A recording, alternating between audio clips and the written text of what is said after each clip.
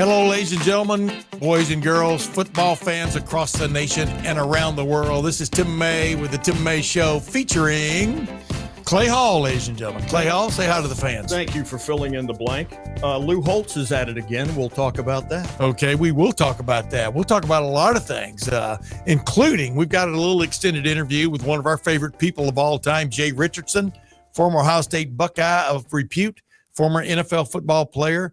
He's going to give us a little background of what's going on behind the scenes in a land so far conquered, meaning Austin, Texas, because that's where he lives now.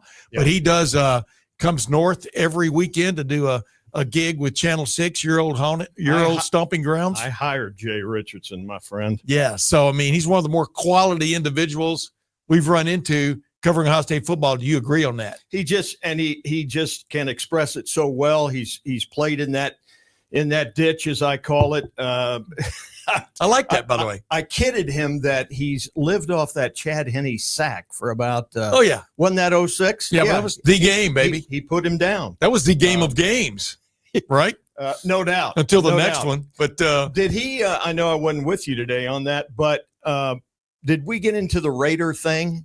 Because no, we didn't get into pro football. We'll do that next time we have him on, because he's endearing himself to that team that he played for, and yeah, I think there's might be some possibilities there going forward. That's a good thing for Jay Richardson, one of the great people we met. And by the way, I'll just remind you, Jay Richardson, according to Wikipedia, which I lean on for everything, which is really kind of folly, says he's 41. You know how old that makes you and I? Wait a minute. Yeah. He's 4. No, he's not. Well, he played on that 2006 team, not the 2016 team. He is 41. Yeah. I mean, dude, we're getting up there, man. But I enjoy it. I like getting up there. I still have plenty of energy. Yeah. I've really been reinvigorated by associating myself with you when I spent so much energy elbowing you all those years. Yeah, you were always, when Urban was getting off the bus, you were on my shoulder. Well, and I think I needed to start getting some pass rush techniques or offensive line. I needed to shed you a little bit somehow. Little swim move. Maybe a little swim. No, you know what? We're back in the day, you and I competed who could shout loud enough to get the first question in. Now you get called on, or you don't. But now you get called on for that first question. But I always, and I've said this on this show many times, but I'm going to keep saying it, I've always respected your work, your effort, whatever you want to call it, the way you got after everything with a passion. And what's he doing over here? Well, you're always like blowing smoke, up my rear end. I figured I'd blow some up your rear end. Well, but anyway, I digress as usual. Let's talk a little bit before we get going here. Ohio State's hosting Grambling on Saturday, Grambling State, in case some people forget. No, they're not playing Texas 3 weeks in a row. No, I mean, no. And by the way, Jay Richardson has great insight on what he saw, what went wrong for Texas, what went right, Matt Patricia, for Ohio State. And it kind of circles back to what I was talking about for weeks, months leading up to this game.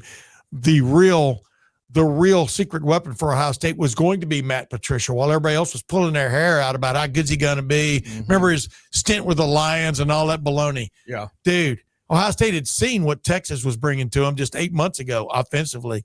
They had no idea what Matt Patricia was going to unveil. There you go. And that was huge in that game. Wild. You've seen all these national people breaking it down, what genius moves these are. And a new day has come to college football. And when, in fact, Matt Patricia had 6-7 months to get ready. Right. And boy, did he get those guys ready. And it helps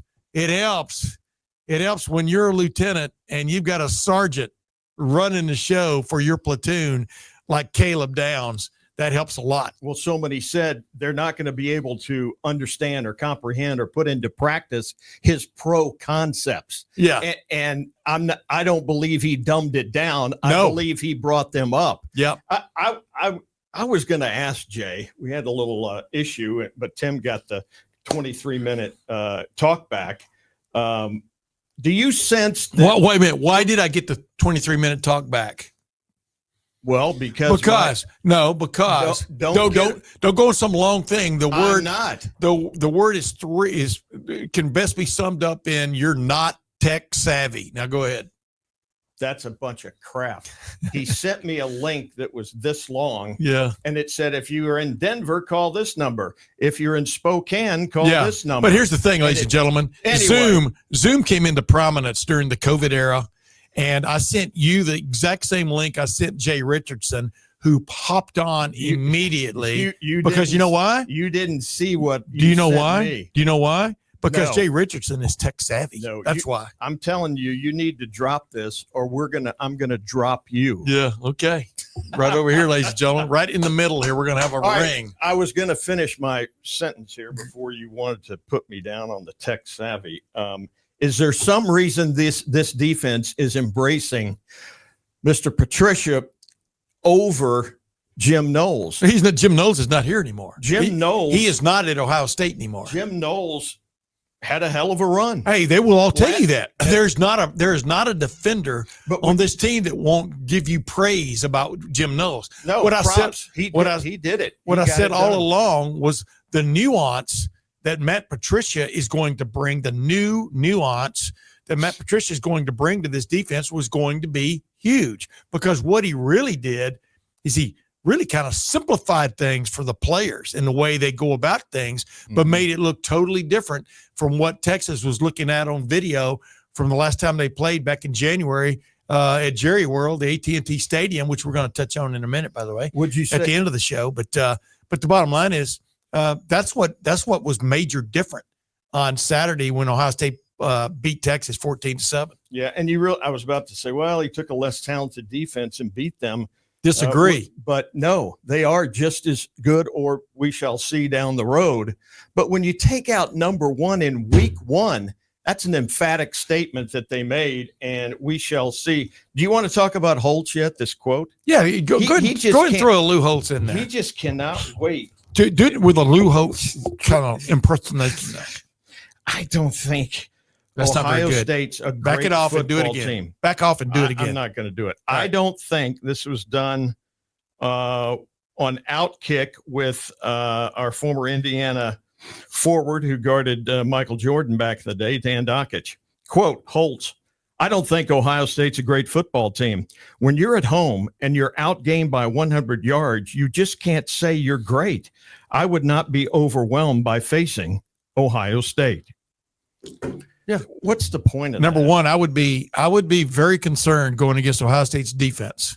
Yeah. Extremely concerned. Number two, Lou Holtz is just saying whatever it is to put down Ohio State, even though that's where he gained his claim to fame was at Ohio State as a defensive coach on the 1968 national championship team. You can say whatever you want about But here's stats.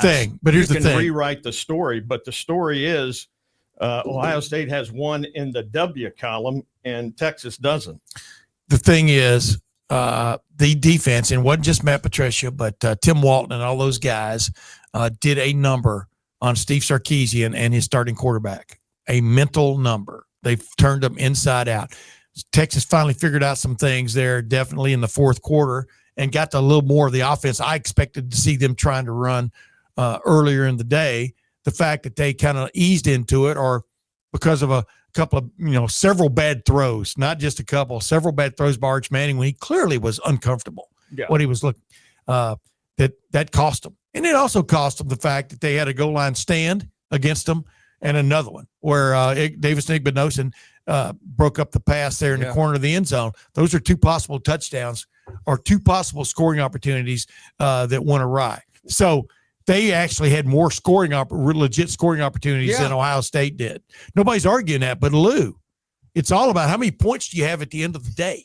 That's all that matters. That's all Ryan Day, just paraphrasing Ryan Day, instead of saying the win. The win is what matters in the opener. He was saying it before the game. He's in the weeds about Ryan Day. What he means. Exactly. He's definitely in the weeds about Ryan Day. And that's unfortunate, because that makes you come off sounding stupid. Well, I've found him to be very engaging back in the day. I did too. He actually, at the Outback Bowl that Ohio State lost to his South Carolina team. 2 in a row, actually. I think he wanted to prove he was more Ohio State than Coach Cooper. And he sang the Ohio State fight song for me on camera. And he just thought he was oh so cute. Maybe he was after winning that game, but I don't understand. I guess he feels that Day didn't respect his elders, maybe. And that's okay. Who knows? I mean, it was Lou that spoke first, not Ryan Day. Ryan Day, when he came back at him after that ridiculous win. And by the way, the ridiculous comeback win at Notre Dame. A team he used to coach. Yeah, by the way, Ohio State won that game. You know why Ohio State won that game? Clutch. It scored more points than Notre Dame did. And when push came to shove, Ohio State had the right number of players on the field, and Notre Dame did not.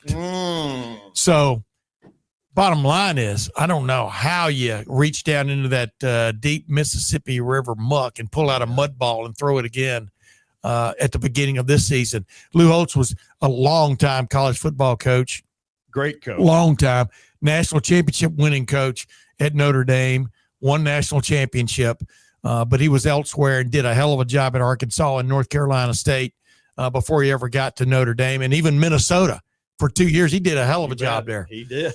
But he knows at the beginning of a year, when you've got 2 really talented rosters, I'm not just talking about teams, very talented rosters, the defense is almost always going to be ahead of the offense in this kind of situation.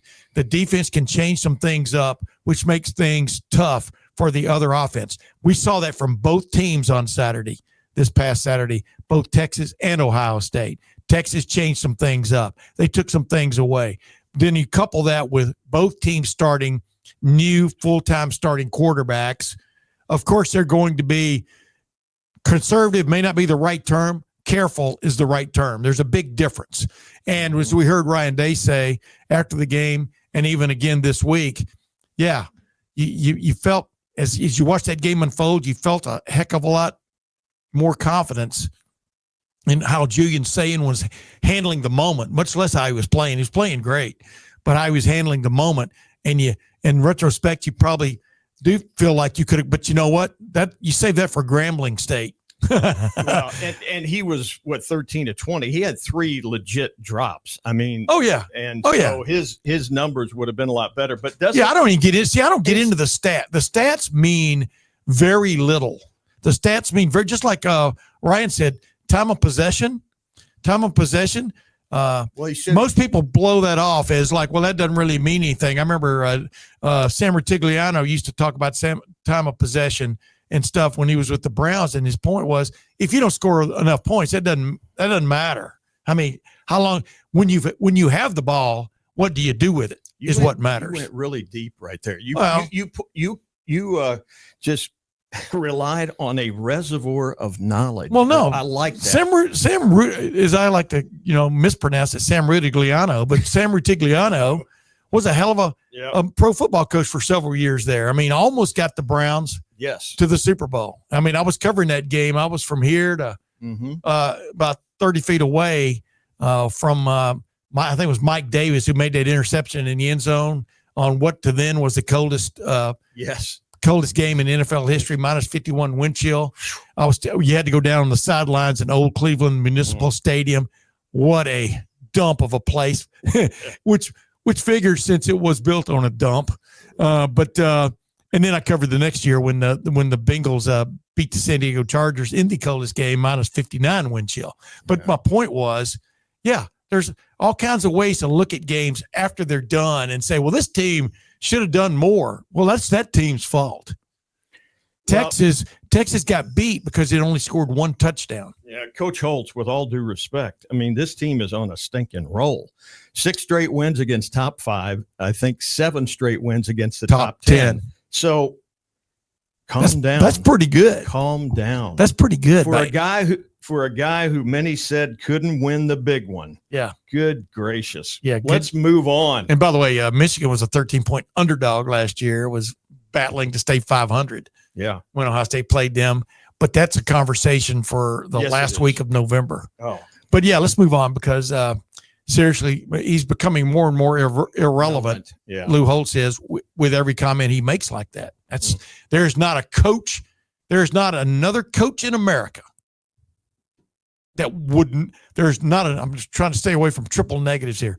There is not another coach in America that wouldn't have taken a 14-7 win over number 1 ranked Texas in the season opener last week anywhere in the world. In May 12th, if they're playing German college football, they would have taken it. In June 14th, they would have taken it. Exactly. July so 19th. That's what he should have said. August 30th.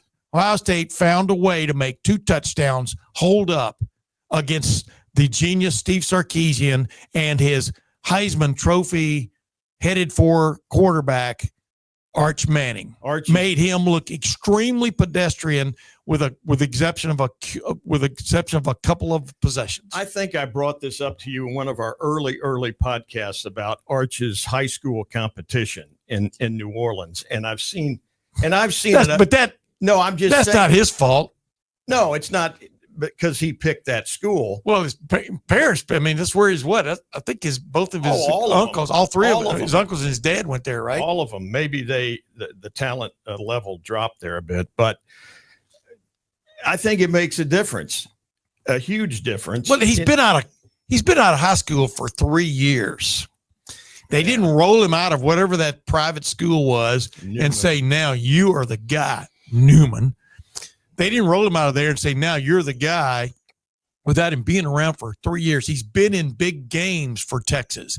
He started 2 games last year when Quinn Ewers was banged up. He played in the SEC championship game and was sort of like good and bad, depending on how you looked at that. I'm talking about against Georgia. So this idea that now you're going to put him back into the same, getting out of the same boat that Julian Sayin rode up to that game in. I'm trying to stay with your Washington analogy from yesterday when we were talking about you were putting the boat before the horse. But from what he played last year and beat Mississippi, and he didn't beat Mississippi State too badly either. And that was a 2-10 team. I know, but that's what I'm trying to say. You and I both had the same idea talking about him going into this game. Well, who has he played? Urban Meyer said that. I haven't seen enough of this guy to say, wow, he's the greatest quarterback in the country this year. Based on the weekend, you might say that about Castellanos from Florida State or Garrett Nussmeier getting it done when they needed to at Clemson for LSU. No, you're right. Those are guys you'd be looking at right now. Nobody can ever wait for something to start and play out. They always have to have the answer before they ever really ask the question, before the question's ever posed. So that's not. It's not. No, you're right. It was wait and see. But here's the thing. I guess somebody told me there were several TV ads, commercials with Arch Manning in them. I didn't see it. I was at the game sitting right next to you. Oh, during the game, you mean? Yeah, or before, during the game. And I'm just going, well, that was premature. Well, maybe he's. Well, the point is, he's taken some NIL and done some great stuff with it. Oh yeah, I'm not charitable. Yeah, I'm just talking about for the companies involved. You've bought in. You've drank the Kool-Aid. You better. And by the way, this is water with those little squirt bottles where you get the flavor. I use that. Yeah, love extra them. Electrolyte. But anyway, you drank the Kool-Aid before really. He really. I'm trying to think of any kind of analogy I go with there before he ever showed. Because the last thing you want is people making fun of your commercial. Dude, wait till he does something significant, right? And then show us that commercial. That's my point. Remember John Cooper when he rolled in here in 1988? They upset Syracuse in the season opener in the Carrier? No, it was in Ohio Stadium. They beat them in the Carrier Dome. A year or two later, but the bottom line is John Cooper. Ohio State just won its season opener, blah, blah, blah. Where are you going? He goes, they had him go, I'm going to Big Bear, like I'm going to Disney World, And then of course, I think it might have been the next week when they went to Pitt and just got blasted. Waylaid. Yeah. And there were people up. We were waiting outside the locker room. The locker room was kind of like suspended. It's the old Pitt Stadium.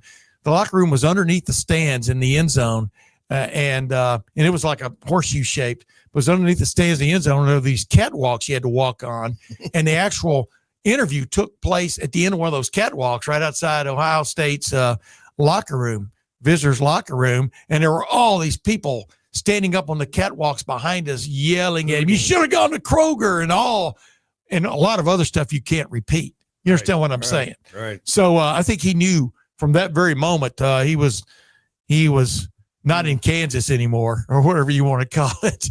I mean, that was a tornado, man. A tornado went through that team that night. And, of course, Ohio State went 4-6-1, but did upset LSU that year. Yeah. But I digress. Let's if you're willing, let's go behind enemy lines a little bit. This is after the defeat of Texas. This is a beaten Austin. This is a beaten University of Texas football team. Yeah. And we know that our man, Jay Richardson, lives there now. He's relocated. Yeah. And he has all kinds of ties. I mean, Jay is one of the great guys you're ever going to meet. He's not, by the way, he's not sneaking around Connor Stalions wise and stealing signs or anything. But I think he can give us some perspective on what it was like before, during, and after for the Texas fans. Like he said, you were hearing him talk about, it was almost like a charter flight he was on nonstop coming up on Thursday before the game. Yeah. Because Southwest has that nonstop from here to Austin and Austin back. And then talk about what it was like going back. It's pretty funny. But, give people a little bit of background on Jay Richardson, because you worked with him for quite a while at Channel 6. For one of another term, you discovered him. Yeah, it's in many ways, and he just grew into the role. Yeah, Jay has a great personality, and he just blossomed. And I think he still has some TV dreams. He's done some games on ESPN3, as several former Buckeyes have on the internet. Those games are done. I think he did Ohio University last year, a year before. But he came out with me. He'd go to Scioto where he played, and we'd do live shots, and you just got to get the reps. As Herbie has told a million guys, get on camera and get the reps. Yep. And that's what it is. It's like anything else in some ways, but in TV and media, you can insert your own personality, and that's what he does. And I think he's very good at breaking down the game and taking me inside the huddle. Yeah. And by the way, ladies and gentlemen, I want another rejoinder here before we digression or rejoinder here. Clay was going to join me on this podcast. Here he goes. Interview with Jay Richardson, but we're working on his Zoom savvy. Well, Tim sent me a hieroglyphics. No. I sent you what I sent Jay, and Jay jumped right on. No, you didn't even see it. Yeah, I had y'all tag teamed in. I'm going to show the viewers. I had y'all tag teamed in the email. One of you knew how to use it, and one of you didn't. But anyway, hey, you look at that email. We'll come back. We'll come back in a moment. But let's get to this interview with Jay Richardson. He wants to shut me up. Oh my goodness, it's always a pleasure. Always a pleasure to talk to this young man. I talked to him a lot when he was an Ohio State football player. I've talked to him a little bit since then. But Jay Richardson, welcome to the Tim May Show, featuring your good buddy, Clayton Hall. Welcome, man. Hey, thanks for having me, Tim, man. It's really good to see you. Glad to see you doing well. Yeah. And happy to be on the show, man. Hey, man, I'm still breathing. That's the main thing. It's been a long time. It's funny because I moved from Texas to Ohio in 1976 and never looked back. I've been back a few times, but definitely not during the summer. Boo! Yeah. Meanwhile, you moved. Now you're in Austin. You're behind enemy lines, but you come up every week to help Channel 6 with their special coverage of the Buckeyes and stuff. Yes, sir. Number one, what's it been like down there the last several days since for 2 times in 8 months, Ohio State has knocked off Texas? Let me tell you something. It is sad living out here right now for the Austin locals. I was on a flight headed to Columbus direct last Thursday evening, and it was nothing but burnt orange and cowboy hats on that flight. And I got on the plane, basically as is, Buckeye hat on, and I had to get jeered and hear all of it. And I said, I'll see you guys in about 3 days, and we'll see how you feel on the flight back. And then on that same flight back, the hats were off, heads were hung. It was pretty sweet. And you know what? They got great fans. One thing I'll say about Texas, fantastic fan base, really, really good people, and they know how to have a good time, and they handled it, very graciously. Yeah, exactly. I've said that about them all along. I mean, it's like Nebraska. Nebraska has the greatest fan base, man. I mean, just nice people, and they understand that you don't win every game, right? Well, not them. Yeah, exactly. But real quick, Jay, what was your take? I mean, this was the debut of the Matt Patricia defense. As much has been made of that since that game. I'm not going to say I was one of the few, but I was one of the few. I was one of the few that embraced this hire back in February. Matter of fact, came down pretty much on Valentine's Day. By Ryan Day of Matt Patricia. Matt, of course, was trying to get back into the National Football League. He spent a sabbatical, kind of rekindling things, and was in the media to a certain extent, and really no NFL team bit. And next thing you know, he's Ohio State's new defensive coordinator. And now, since that game, he's been ballyhooed across the nation about the genius level deployment of that defense. And I'm just wondering, number one, what's your take on him? And number two, what was your take on the way that defense played? All right. So first things first, with Knowles going to Penn State and that awkward transition, after the championship that happened there, everybody was kind of puzzled by how things were going to unfold, and would Coach Johnson maybe move into that seat, or how things were going to go. And as you stated, Matt Patricia had kind of been out of it for a little while and was trying to find a way back in, and nobody was biting. Here's what I love about that, though, Tim. You got a guy that is coming to Ohio State with 3 Super Bowl rings under his belt, years of experience, man, high level experience. And he was a play caller at one point for New England. So you got a guy that knows both sides of the ball at a very, very high level. Dude's got his doctorate in football. I mean, he's like a rocket scientist when it comes to defense. And more importantly, he had something to prove. He had something to prove to college football, to the NFL. He wanted to he had a chip on his shoulder. I love guys with chips on their shoulder, man. So there was a lot he wanted to accomplish, and he started things off right away with Texas. And the way he just continued to give Arch Manning so many different pre-snap looks. And then, with a safety like Caleb, you can really do all the things you want to do as a coordinator, because he's poised enough, Caleb, to be able to stay calm pre-snap, stay right there on the line of scrimmage. As soon as the ball's about to snap and the cadence starts, he explodes back into the deep third, and Arch is going, what am I looking at right now? And he looked genuinely confused. Sarkisian on the sideline looked genuinely confused. And that is the Matt Patricia effect. And I loved it. I loved every second of watching that defense play.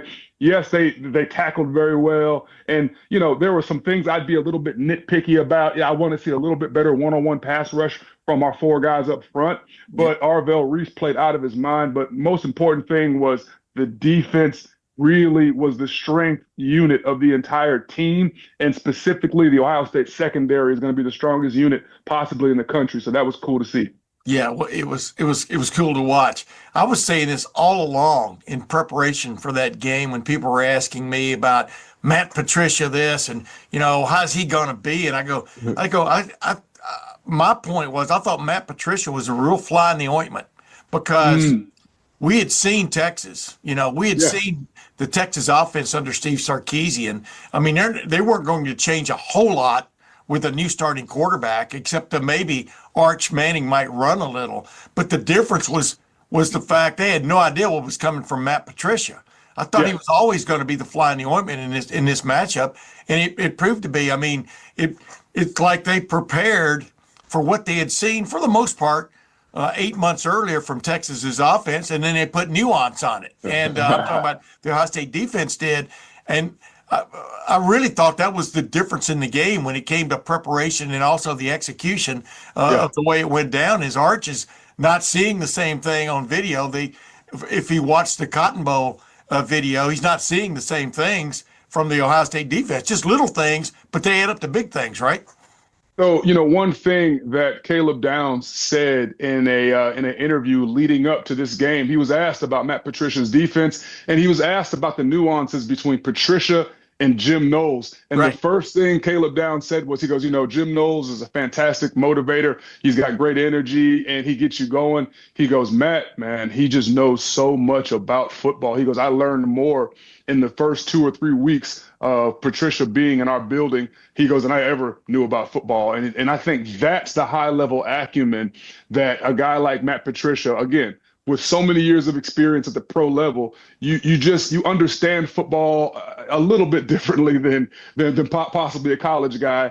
And when you get to that level, you understand that details are everything, and there's so many different wrinkles. And I could get into the nuances of the coverages and the timing of the blitzes, and even Arvell Reese's coffee house, fake stunt blitz that he did. That's all Matt Patricia right there. And when you see something like that on film, as a former defender and a former NFL guy, you go, oh boy, he's putting in all those NFL wrinkles. I don't think Sark was ready for this. I know Arch was not ready for this. And you just continue to see Arch Manning hesitant. It was like, there's a guy open, but is that the guy I need to be going to? I don't know. And just those split seconds of hesitancy allowed the coverage to roll, and then he's frozen, man. And when you're frozen like a statue, you're in trouble in this sport. And I think that was all, again, that was just the defense, and that was Matt. Yeah. It's funny how post-game, Sarkisian and Arch never really got to that, about just the confusion.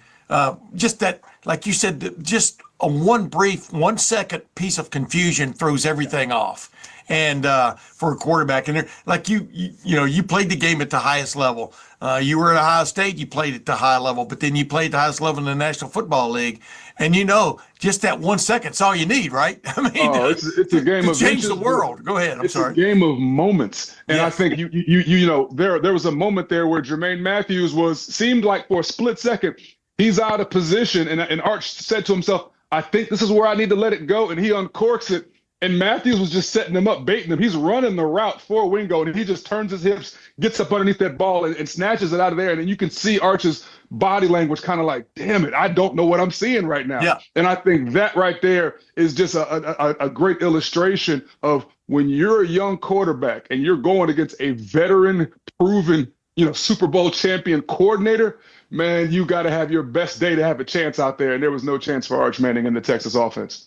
You got to dot your I's and cross your T's. You got to do your P's and Q's. All those letters. It's funny. He did get even with Jermaine Matthews for the only touchdown. So he did, and that was so. Just kind of getting into Arch Manning for a quick second. People were tough on this kid throughout the rest of the weekend. You listen to all the pundits, and oh man, I guess we were wrong about Arch. I'd say not so fast on that. Okay, the kid has clear talent. You could see it not just with his legs. He's got some arm talent, and that ball you're talking about in the back of the end zone, that was one of those passes where I went, oh, okay, that's what they were seeing. Okay, I get what they were seeing. Yeah. The problem that Arch is going to have moving forward is teams are going to go, can this kid read defenses? Is he like Tim Tebow, where he's, big physical kid? He has a much better arm than Tebow, but just like Tim Tebow, he kind of struggled with what he was seeing. So Urban had to simplify that offense for Tim and just make it very deliberate and straightforward, give him one read and go. And maybe you do that with Arch for a little while until he gets his feet wet, until he feels comfortable. But you don't want a kid with that kind of ability spending too much time trying to process. That's not everyone's game. And against high-level coordinators, you're going to slow down and you're going to struggle. And that's what you saw on Saturday.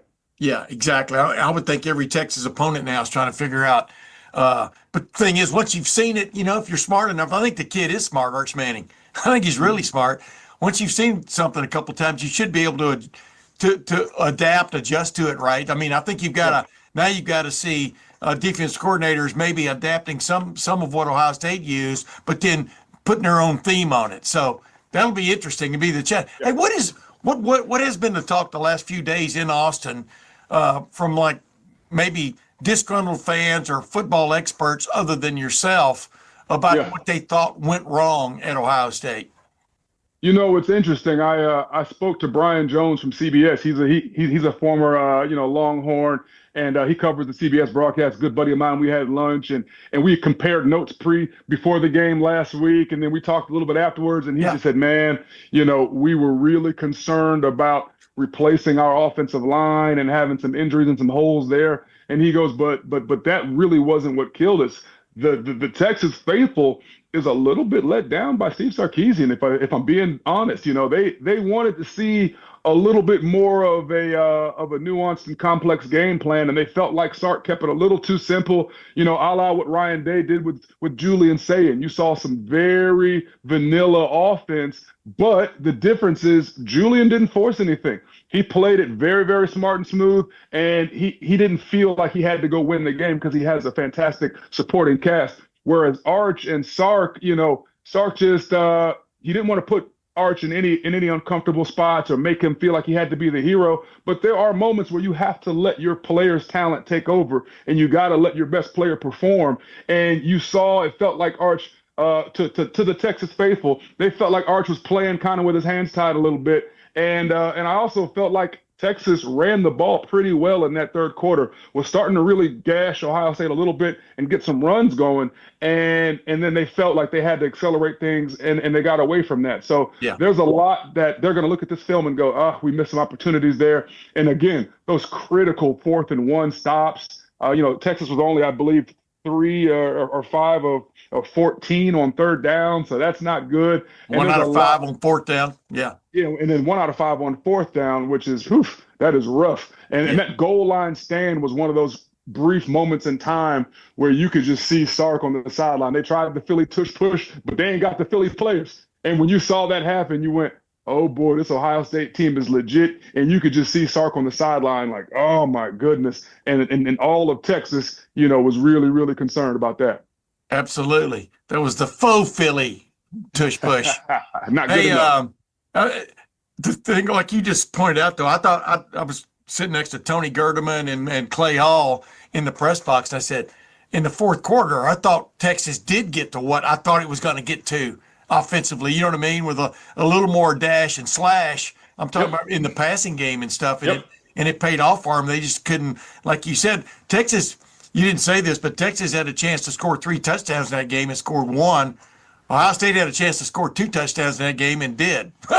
You know what I mean? And that was really the difference. I mean, if you were going to chop it up, Texas had more chances, but you Jay, you got to get that last foot or yard, right? Or it's not a touchdown. And I wanted to ask you this. I mean, Caden McDonald, everybody's worried about Ohio State's depth on the interior of that defensive line.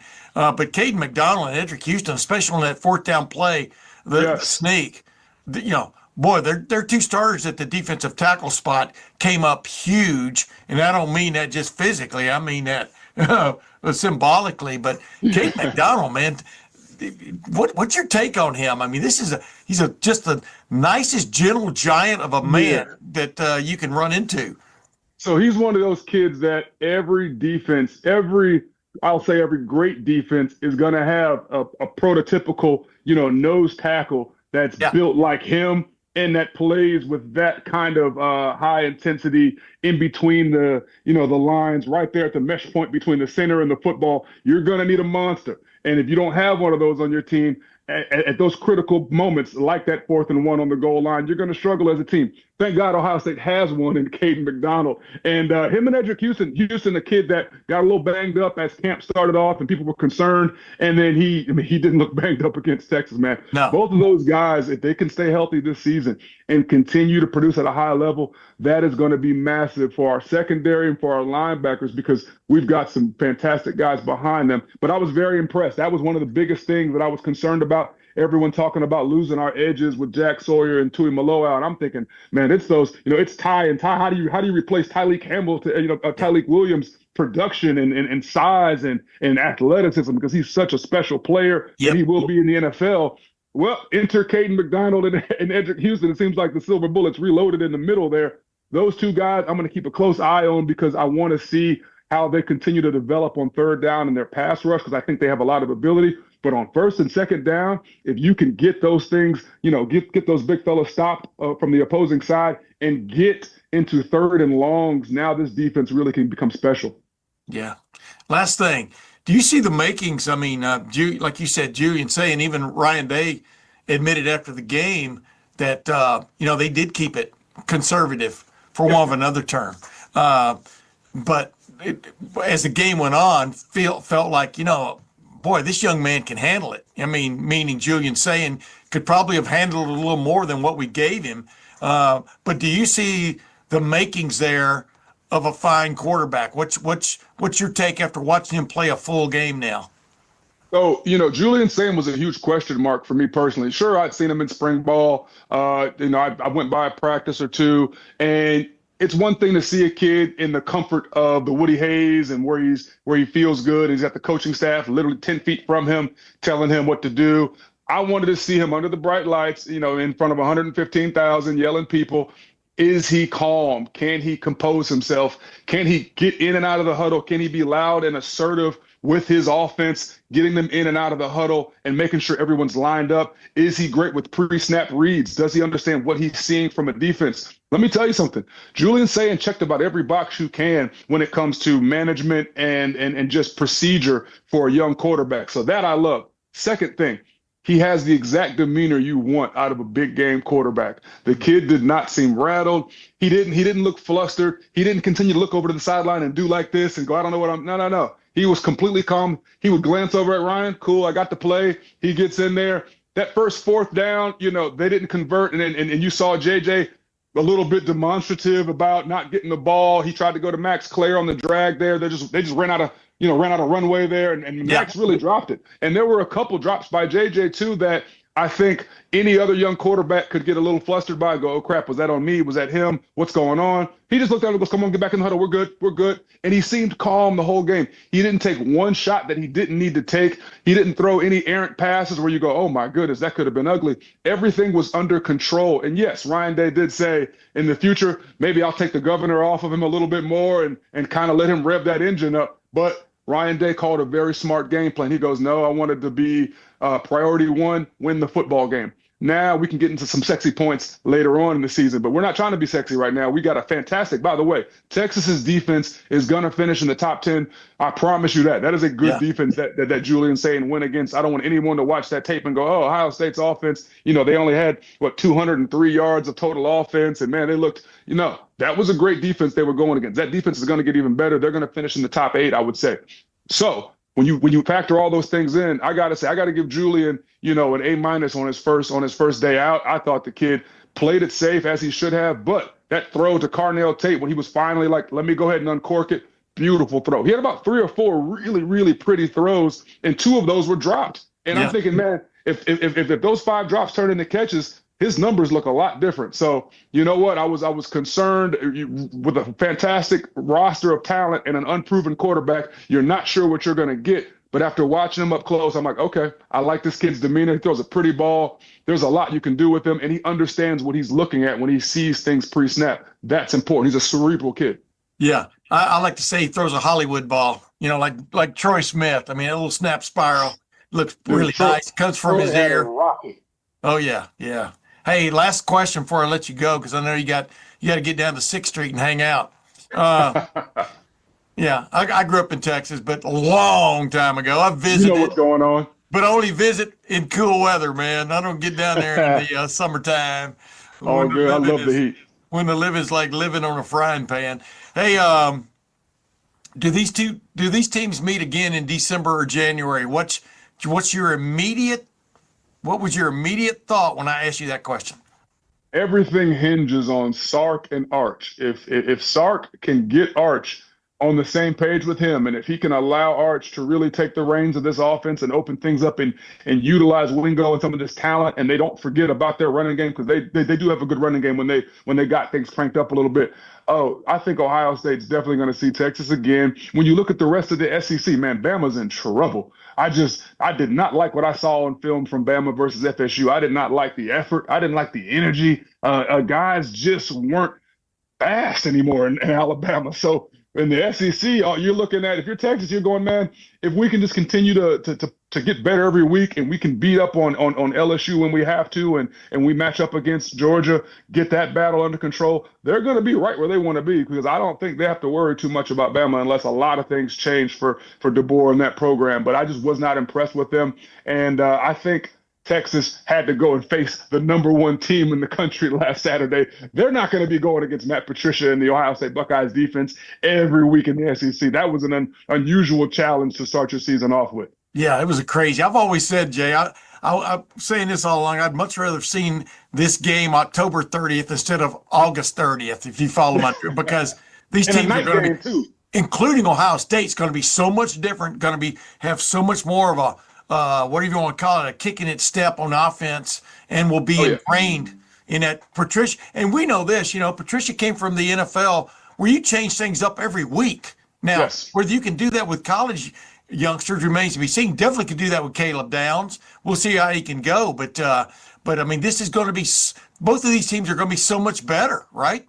Oh, absolutely. This is going to be one of the most exciting years in college football history, Tim. I'm going to tell you that right now. Not just because of the expanded playoffs. It's because of the shuffling of the deck with these conferences and the way that we're going to get some really, really premier marquee matchups throughout the entire season. When we saw the Notre Dame Miami, that was a lot of fun. Carson Beck, going from Georgia to Miami, and he looked really like the steady hand that Miami team needed. And I think the Notre Dame Fighting Freemans are going to continue to get better. Maybe they hand the ball to Jeremiah Love more than 10 times in their next game, and they'll start looking good. But there's just going to be so many fun matchups this season. I think Ohio State and Texas almost certainly will see each other again. And hopefully it'll be in the shoe at nighttime with Ohio State having that home field and them having to come back here. And like you said, I think by then both offenses will have developed a lot more and have a lot more wrinkles. Both quarterbacks are going to be playing at a much higher level later on in the season with a lot more football between their ears and understanding what they're seeing. And then it's going to be on those two defenses. Can we still get that same performance? It could be another epic battle. So look for that. It's going to be a lot of fun this season, man. Jay Richardson, ladies and gentlemen, thanks for joining the Tim May Show featuring Clay Hall, my man. Hey, good to have you. Next time we'll have Clay here. Hopefully, we got to get him up to speed on the tech world. But that's my guy, Tim. You're my guy. It's good to see you, man. Always. Absolutely, brother. Thank you very much. Take care. Well, there you go, ladies and gentlemen. Jay Richardson. And of course, as we exited the interview, we took another shot. Yeah, you did. At one Clayton Hall. You know who really enjoyed this podcast? The people in Singapore. Yeah. Can you see how many people? We've got 13 destinations there. There you go. You never know, man. You could show up in Denver, Tacoma. I was like, what the heck has he sent me? Right. Bottom line is, ladies and gentlemen, before we move on, because I don't want to beat this, the horse is already dead, but now we're beating on it. I sent the exact same invitation to both individuals. One guy, tech savvy, Jay Richardson, who, by the way, I think would be a marvelous addition to anybody's broadcast team. I think you agree. Well, You discovered him. Well, not discovered's the right word, but you nurtured him. Yeah, I've been pushing it and really getting in his corner and speaking for him and et cetera, et cetera, et cetera. And I hope something breaks big for him. Oh yeah, absolutely. But the reason it might is because he's tech savvy. But I digress. That's the bottom line on that. Can't. That's the last line on that. Go. No, I'm letting it go. I'm much better. I much more enjoy things when I'm the only one asking questions. I will say that much. I will be honest in that regard. But you heard never doubted you on that one. You heard what he had to say. I mean, I kept saying all last week, man, this felt more like an exhibition than it did a showdown, meaning of the Ohio State, Texas. It felt more like an exhibition of what you might see down the road, and call it a high level preseason game, like in the NFL, where both teams put their starting lineups out there and stayed with them. Instead of for 4 quarters. Exactly. Yeah. That's what that felt like, because they clearly both offenses are going to be better down the road, maybe immediately. Well, Ohio State, Texas takes on always tough San Jose State, and Ohio State takes on always tough Grambling this week. 1-0 Grambling. You say Grambling State, excuse me. And I'm thinking of November 1st against Penn State. It's like really there are those checkpoints that you have to get to. And Illinois before that. Trip to Wisconsin's before that. Trip to Washington. How about they finally renovated that one-room schoolhouse press area at Illinois in Champaign-Urbana? Yeah, thank goodness, dude. Almost got in a fist fight. Well, we'll talk about that before they play over there. Almost got in a fist fight. I thought we were going to got in a fist fight with the. You can tell everybody who's been on the beat for a while will tell you the story the legend of me and that guy. Some guy was really overreaching in his security. I see. In his security role. I see. And I always tell people, I mean, I am malleable as heck. I am agreeable as heck, but don't take a cheap shot. Don't cross the line. No, don't take a cheap shot. Don't try to embarrass me in front of somebody just to get your jollies, because that's not going to go over well with me.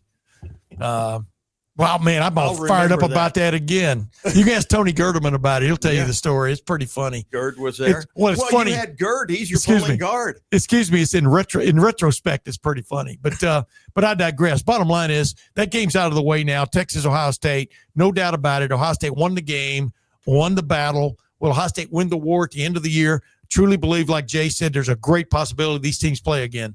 Absolutely feel that. Now it's on to Grambling, as Bill Belichick would say. Who are they playing this week, by the way? North Carolina.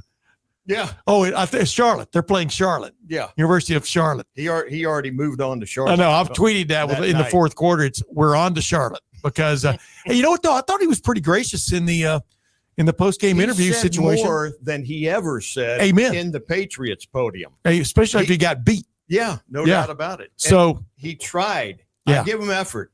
He put together 3 or 4 or 5 sentences at one point. Yeah. That's pretty good. Yeah. And hey, the way it got out, the way that thing started and then the way it ended, oh my goodness, with him going right clickety clack right down the track for a touchdown.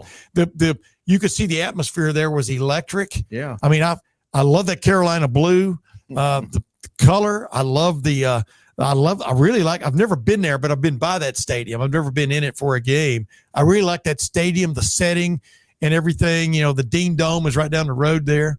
I've been there. It's, my son made a lacrosse visit there. There you go. I was like, oh, Judd, this is it, man. Yeah. This is it. It is a nice campus. Everything about North Carolina is nice. Fantastic. But, you know, when you got people leaving middle of the third quarter, sold out stadium, and they're leaving middle of the third quarter, it told you all you wanted to know, and they've got a long way to go. That's what I said last week. Remember, Matt Patricia jumped into a situation where he's coaching some of the great defensive players in college football right now.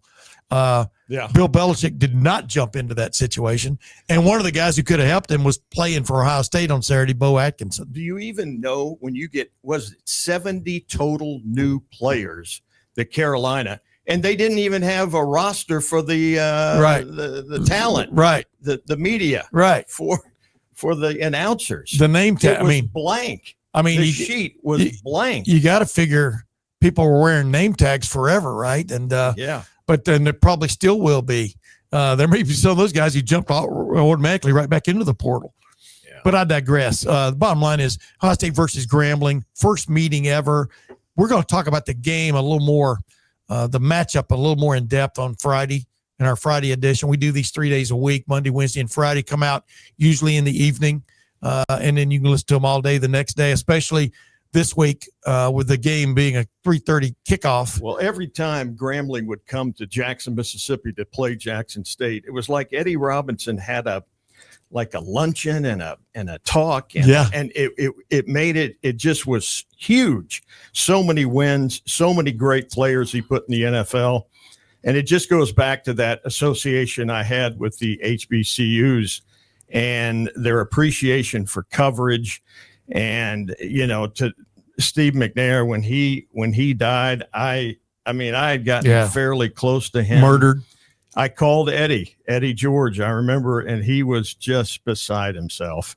I don't know. You see these kids come up in these, tough areas and lean times, and they make something of themselves. And same thing with Jerry Rice. And, there were and Jackson State just had player after player after player. They used to say it's hard on the yard, brother. So that's right. But so did Grambling back in the day. And the coaches are so colorful. Yeah. Marino Cassim at Alcorn was known as the Godfather. Yeah. And Archie Cooley, who found Willie Satellite Totten throwing to Jerry World Rice to I think I said this before, but we televised the Soul Bowl, Alcorn against Jackson State in the season finale. Where was that, by the way? In Jackson? In Jackson, at the 65,000 seat stadium. Yeah. Kind of a horseshoe. Kind of a shoe. Yeah. Was never closed in, but real quick, Alabama gosh. Alabama occasionally played Mississippi State there, or I think they might have played Ole Miss there sometimes because that was the biggest stadium in the state at that point. But go ahead. It was, and Bear came there with that long winning streak, and I think still that has to be Mississippi State's greatest win, ending a 28-game win streak in Jackson. And the people who weren't there, who say they were there, it's one of those kind of games. Like the snowball. And I think I was in shock because I had. Hey, get back to Archie Cooley, though. And I mean, Archie Cooley. See, here's the thing. What people don't understand. I mean, Archie the gunslinger Cooley. But that's where a lot of these wide open offensive concepts you see everybody using now, they were doing that way back when. I mean, they were just crazy. It was crazy. Go back and watch some of their videos, or as I call them, film to tape, type videos. It's crazy what they were doing on offense. I mean, there was nothing he wouldn't try with an offensive formation or motion or anything like that. I mean, they were forerunners, man. That's amazing. You have that appriciation for of course I do. Gunslinger Cooley. Well, look, Jerry Rice. At one point, there was some kind of little, not a fisticuffs, but there was a controversy surrounding something I said about the Valley, Mississippi Valley, and Archie Cooley's quote was, "I made Clay Hall. Don't even try to come back," Yeah. And that circulated throughout the HBCU world, and people were, that made me famous, man. Yeah. By the way, you know what? That's really pushing it, calling that a valley, though. Yeah. I mean, it's flat as a it's pancake. about as flat as a pancake, and that whole area. That's the Mississippi Delta. Oh, brother, where art thou? Was a lot of the towns they used in that movie, with George Clooney and those guys was, they referred to Itta Bena all the time in that movie, and I'm just going, I think they captured it better than Mississippi Valley State. I mean, there's no valley. Well, Itta Bena was known as Itty Bitty. Yeah. Most often by rival schools. Yeah. But Grambling's from Grambling, Louisiana, right down the street from Ruston. Louisiana Tech. From Ruston, Louisiana, where Louisiana Tech was or is. And it was the HBCU school of northern Louisiana. Got their start I don't know if you luck into an Eddie Robinson. I don't know what you would call it, but they got Eddie Robinson. I mean, they happened to hit a gold mine with Eddie Robinson, and where Eddie Robinson really made strides was, of course, the Southern schools the Southern white dominant schools weren't recruiting African American players, and man, did he churn out some NFL players? Oh my goodness! Just year after year, because the NFL was taking, African American players, just not the some, and then you see a lot of them came north. A lot of Bubba Smith. A lot of African Americans went north from the South, and but even then, I mean, even Ohio State wasn't loaded with African American players back in the early Woody Hayes years or middle Woody Hayes years. I mean, it was not it just picked up steam as it went along, but at least things did change in a big way all across the country. I just regard too bad for Eddie Robinson. Right. I just regard him more of a statesman than a coach. He just was just a terrific representative of what those kids were. And he very much was a father figure, and he worked them hard, no doubt about that. But he taught them the right way. He taught them moral lessons along the way. It reminded you of the old time, coaches like Bear Bryant, General Neyland at Tennessee, Johnny Vaught at Ole Miss, who I can barely say the name. Right, I know. I'm still hung up on that. I know. It's crazy, Yeah. I'm almost 68. I'd be hung up on it because of course you would. The weirdest thing was I was growing up first in West Alabama in Demopolis, about 55 miles south of Tuscaloosa, which is where my my parents and grandparents and everybody were from, with the Tuscaloosa area. But it was just such a weird time to be alive. I remember in junior college, in Lufkin, in an English class, a lady told us to write a quick theme, one page on who was your hero or heroes growing up. And my lead on that and why. And my lead on that was not a great lead as far as creativity, but my heroes growing up were Joe Namath and Martin Luther King Jr. And I said, the reason, ? You had to be there. You had to be there in the mid-'60s, early and mid-'60s in Alabama to totally understand, to have a feel for what was going on the field and then everywhere else in the state, and that included Mississippi, obviously. Similar story. That's why John Vaught, he's a classic. He's a hero in Mississippi, but it took him a while. Yeah, similar story.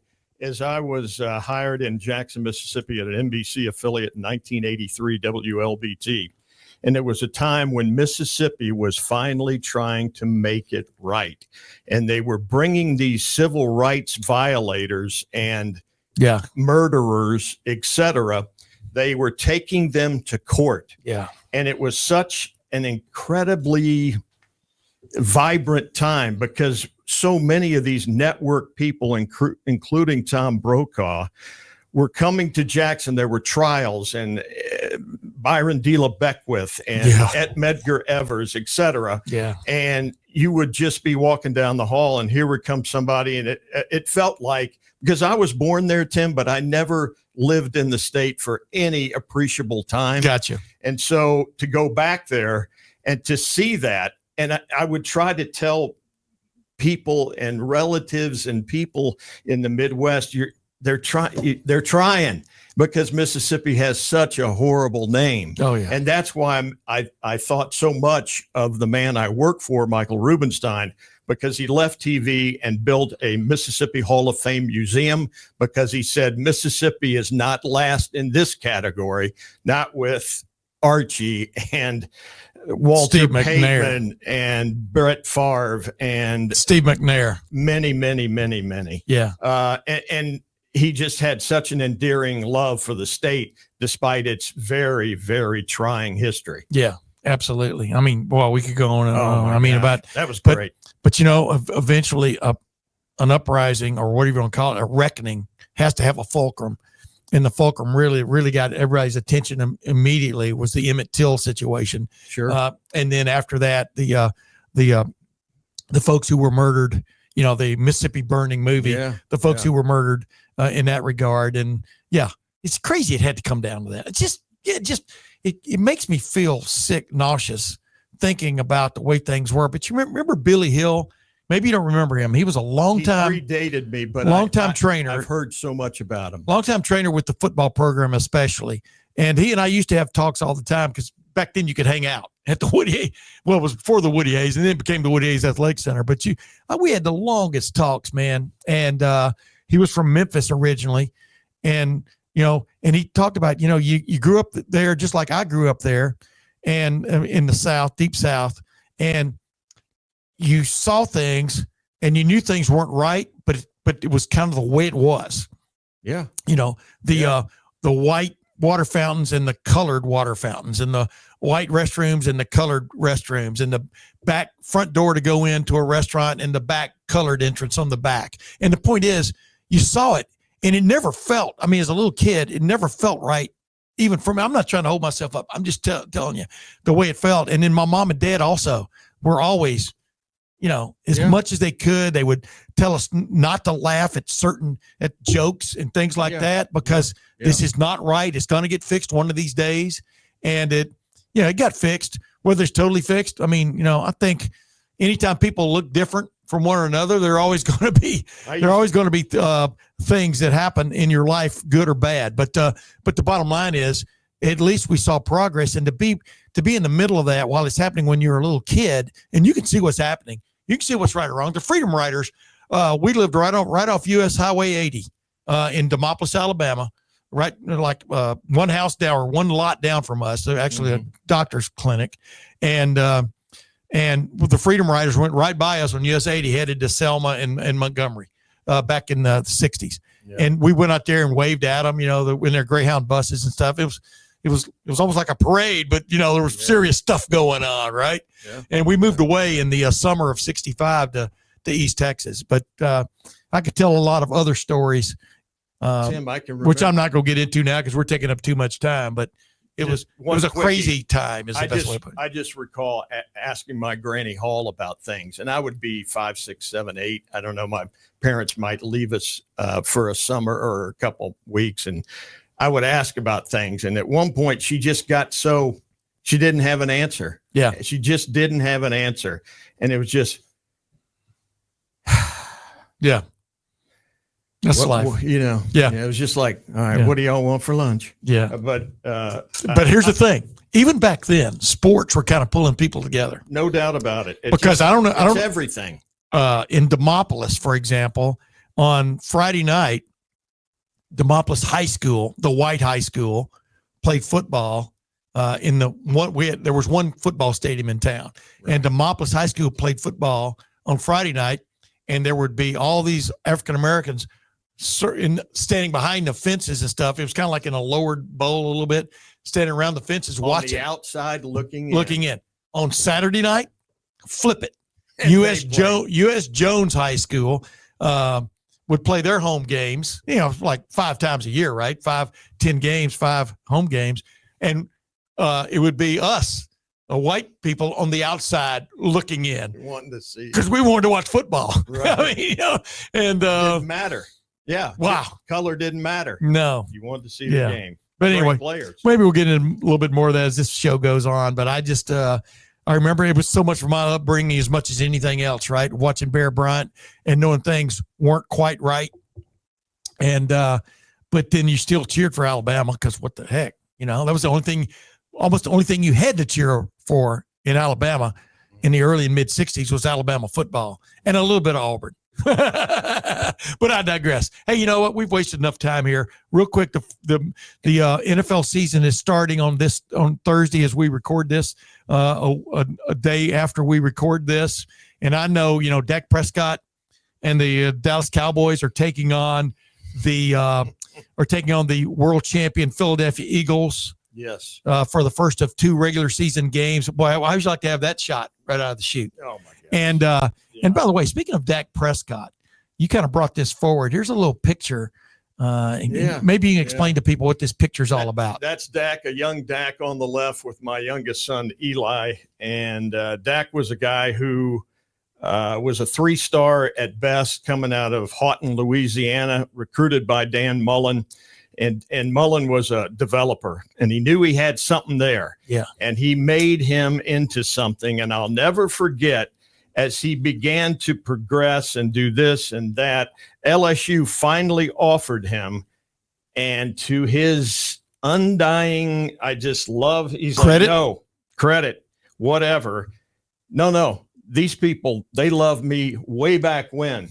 And so I'm staying here. And it was just an incredible, this was taken several years ago, kind of a recruiting camp. He was already playing at MSU. And that little mini helmet was a retirement gift for me, given to me by Nationwide Insurance. Wow. Because Karen Davis knew I was a Dak fan. Yeah. And got that for me. So it has a little special place. And Dak, I think there's like 3 of us left who are Dak fans. Even some you, Jerry Jones, and who? Even maybe John Gerber, who runs FanStream Sports out of Dallas. Yes, and he said, "Clay, we don't know what to make of Dak anymore. Right. It's not." So anyway, do they have any shot against the Eagles? Absolutely not. But we shall see. That's ladies and gentlemen, when they tee it up, both teams have a shot. What do you do then? What do you do after they tee it up? Thanks, Tim. But anyway, appreciate that. Yeah. Bottom line is, I've always liked Dak Prescott, the player. I mean, the person and the player. He's just a tremendous representative. Right. Exactly. So, we'll leave it at that. We'll talk about. We'll be able to talk about it on Friday's show, whether they show up and show out. Well, we got to talk Browns and Bengals. We're definitely going to talk Browns and Bengals on Saturday, on Friday, but we're also going to talk Tigers and Buckeyes.